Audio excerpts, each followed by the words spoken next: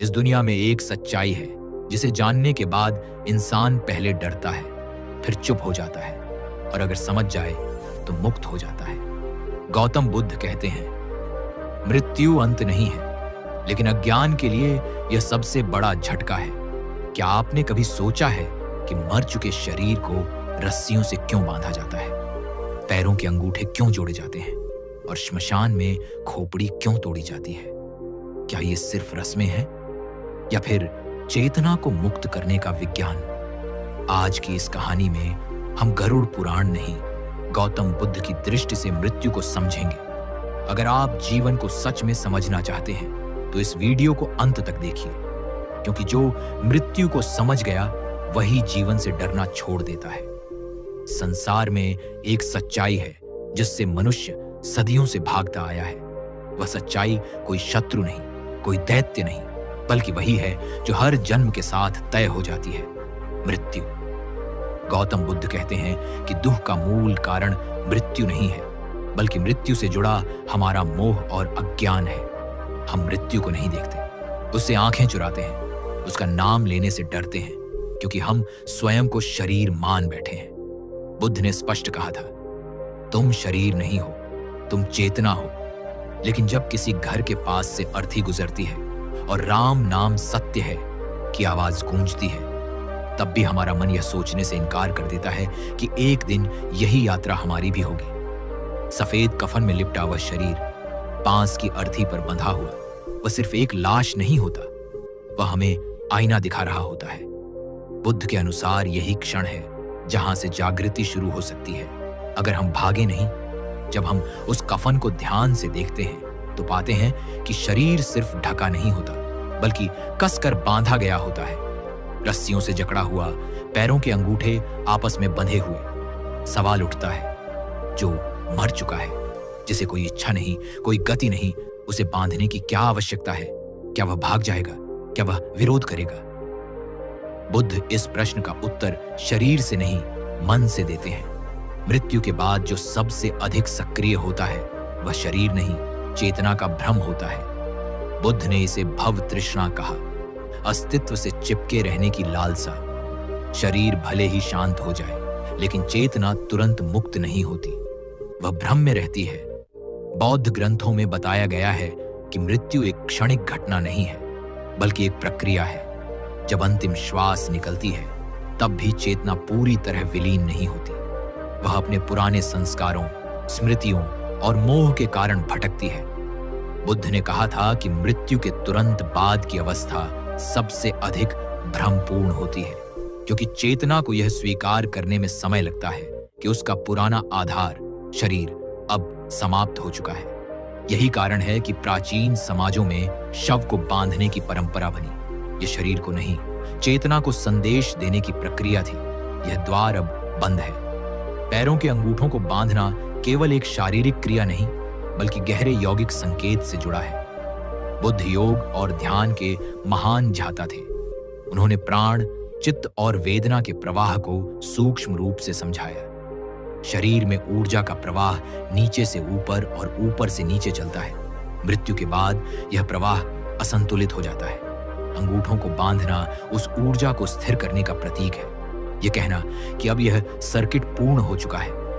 बुद्ध से प्रतीकात्मक भाषा में कहते, जहां आसक्ति समाप्त होती है वहीं मुक्त द्वार खुलता है। लेकिन बात केवल अपनी चेतना की नहीं है। बुद्ध ने अदृश्य लोकों के अस्तित्व से इनकार नहीं किया, पर उन्होंने डर की जगह समझ दी। उन्होंने कहा कि जहां अज्ञान है वहां भय उत्पन्न होता है। श्मशान, मृत शरीर और मृत्यु की गंध, ये सब निम्न चेतनाओं को आकर्षित कर सकती है। इसलिए प्राचीन परंपराओं में शव को सुरक्षित रखने, बांधने और विशेष विधियों से श्मशान तक ले जाने की व्यवस्था बनी। ये किसी अंधविश्वास से अधिक उस समय की मनोवैज्ञानिक और सामाजिक सुरक्षा प्रणाली थी। बुद्ध इसे सामूहिक चित्त की रक्षा कहते। जब शव यात्रा निकलती है तो पीछे मुड़कर देखने से मना किया जाता है। बुद्ध के अनुसार पीछे देखना केवल शरीर से नहीं, मन से जुड़ा है। पीछे देखना मतलब मोह को देखना। मृत्यु का क्षण जीवन को छोड़ने का अभ्यास है। अगर उस समय भी हम पीछे देखते हैं, रोते हैं, चिपकते हैं, तो हम उस चेतना को भी बांध देते हैं जो मुक्त होना चाहती है। इसलिए बुद्ध ने कहा, करुणा रखो लेकिन आसक्ति नहीं, प्रेम करो लेकिन जकड़ो नहीं। श्मशान पहुंचकर रस्सियों को खोल दिया जाता है। यही बुद्ध का मध्यम मार्ग है। जो बांधा गया था वह सुरक्षा के लिए था, दमन के लिए नहीं। अग्नि के सामने कोई बंधन नहीं होना चाहिए। बुद्ध ने अग्नि को रूपांतरण का प्रतीक माना, जहां रूप नष्ट होता है लेकिन चेतना आगे बढ़ती है। शरीर पंचतत्व में विलीन होता है और चेतना अपने कर्मों के अनुसार यात्रा शुरू करती है। अगर शरीर बंधा रह जाए तो यह संकेत होता है कि मोह अभी भी शेष है। कपाल क्रिया, जिसे लोग क्रूर समझते हैं, बुद्ध के दृष्टिकोण से अंतिम बंधन तोड़ने की क्रिया है। मस्तिष्क, जहां स्मृतियां, अहंकार और पहचान रहती है, उसे तोड़ना इस बात का प्रतीक है कि मैं अब समाप्त हो चुका है। बुद्ध ने बार बार कहा था कि अहंकार ही पुनर्जन्म का बीज है। जब तक मैं बचा है तब तक दुख बचा है। कपाल क्रिया उस मैं का अंतिम विसर्जन है। अंतिम संस्कार के बाद भी यात्रा समाप्त नहीं होती। बुद्ध के अनुसार चेतना कर्म के अनुसार नई अवस्था की ओर बढ़ती है। बौद्ध परंपरा में भी 7 से 49 दिनों तक चेतना की मध्य अवस्था का वर्णन मिलता है, जिसे बर्दो कहा जाता है। इस समय किए गए कर्म, प्रार्थनाएं और ध्यान उस चेतना को मार्गदर्शन देते हैं। यही कारण है कि प्राचीन समाजों में 13 दिनों तक विशेष नियम, पाठ और संयम रखे जाते थे। ये मृतक के लिए नहीं, जीवितों के लिए भी शुद्धिकरण की प्रक्रिया थी। बुद्ध ने मृत्यु को भय नहीं, शिक्षक माना। उन्होंने कहा, जो रोज मृत्यु को देखता है वही जीवन को गहराई से जीता है। शव को बांधने की रस्म, दिशा बदलना, कपाल क्रिया, ये सब मृत्यु के रहस्य नहीं बल्कि जीवन के सबक हैं। ये हमें सिखाते हैं कि शरीर किराए का घर है, चेतना यात्री है और मोह वह रस्सी है जो हमें बार बार बांध देती है।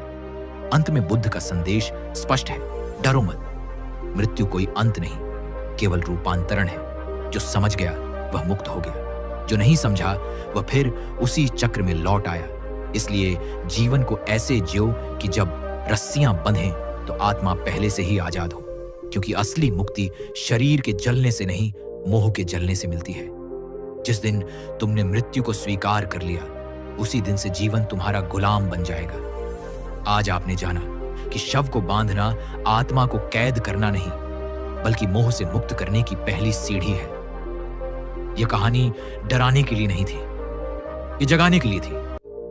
अगर ये वीडियो आपके मन में एक भी सवाल छोड़ गया है तो समझ लीजिए, चेतना जाग रही,